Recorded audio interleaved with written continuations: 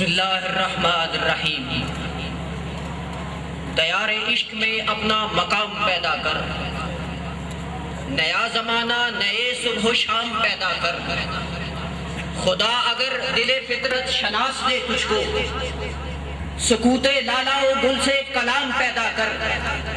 اور میرا طریق امیری نہیں فقیری ہے، خودی نہ بیچ غریبی میں نام پیدا کر۔ سامعین عزیز وقار، قیام پاکستان کے بعد ہم نے یہ سمجھا کہ ہم ایک آزاد اسلامی جمہوری اور فلاحی مملکت کے شہری بن کر رہیں گے، مگر افسوس بانی پاکستان قائد اعظم محمد علی جناح کی وفات کے بعد ملک پاکستان کی آزادی کا کوئی محافظ نہ رہا۔ اقتدار گڈیروں، لٹیروں، جاگیرداروں اور سرمایہ داروں کے ہاتھوں میں چلا گیا۔ اسلامی ریاست کا وجود مٹایا جانے لگا، یزیدی دور سیاست راج کرنے لگ گیا، زنا تہذیب بن گیا، عورت کھلونا بن گئی، شراب عبادت بن گئی، اور یہاں کا حکمران شراب و کباب کے نشے میں دھت رہنے لگا۔ اور ملک پاکستان کے دشمن نے موقع پا کر ملک پاکستان کو دو لخت کر دیا۔ تو پھر قائد اعظم محمد علی جناح کی روح کی پکار سنائی دی کہ صد افسوس کیا اس لیے تقدیر نے چنوائے چتن کے کہ بن جائے نشے من کو کوئی آگ لگا دے۔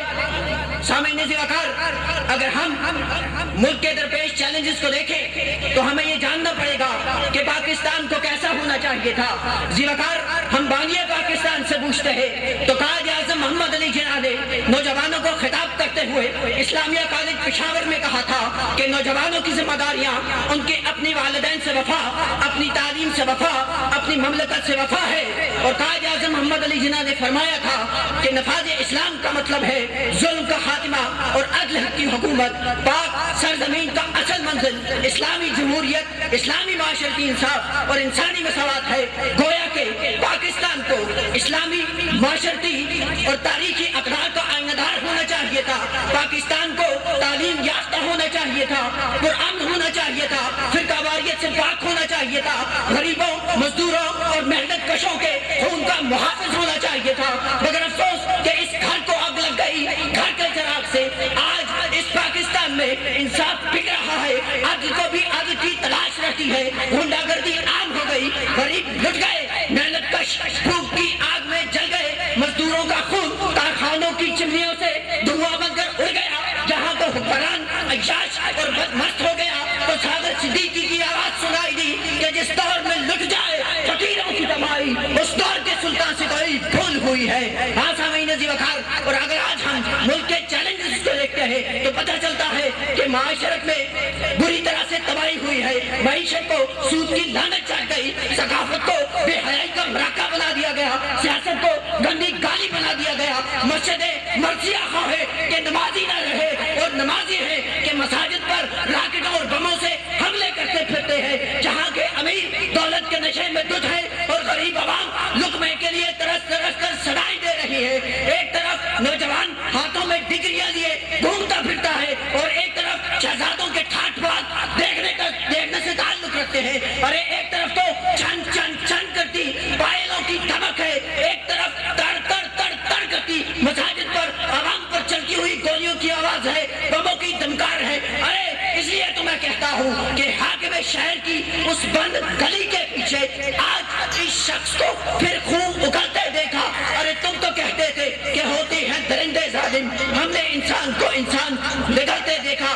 سامعین عزیز وقار، اگر ہم یہ چاہتے ہیں کہ ملک کے درپیش چیلنجز کا پھر مقابلہ کرے تو پھر نوجوانوں کو چاہیے کہ ان کے لیے عملی معیار بھی لازم ہے، اچھا کردار بھی لازم ہے، مخفی اسرار بھی لازم ہے، در شہوار بھی لازم ہے، شمع انوار بھی لازم ہے، قوم کا سنگ بھی لازم ہے، سوز و آہنگ بھی لازم ہے، روشن وجدان بھی لازم ہے، حسن آذان بھی لازم ہے، رومی کا علم بھی لازم ہے، جامی کا عشق بھی لازم ہے، غزالی کی فکر بھی لازم ہے، حسین کی سیاست بھی لازم ہے، سائنس کا حصول بھی لازم ہے، ٹیکنالوجی کی ترقی بھی لازم ہے، اور ہاں عاشق ساقی کوثر کی اطاعت بھی لازم ہے۔ تو پھر ہے بہار کی تمنا تو ہمارے سر آؤ، ارے قدم قدم پر بچھا کر بہار کی کرنے شب خزاں کے یہ لب ہے، بھی گزریں گے، کارواں اکثر ہمیں یہ راہ کے پتھر سمیٹ رہے ہوں گے۔ وسلام۔ نعرہ تکبیر، نعرہ رسالت، سیدی مرشدی۔ محسن عباسی صاحب گفتگو کر رہے تھے اور ان کی آواز در حقیقت انقلاب زمانہ کی خبر دے رہی تھی۔ بہت خوبصورت انداز میں اقبال کا ایک شاہین بولتا ہوا محسوس ہو رہا تھا۔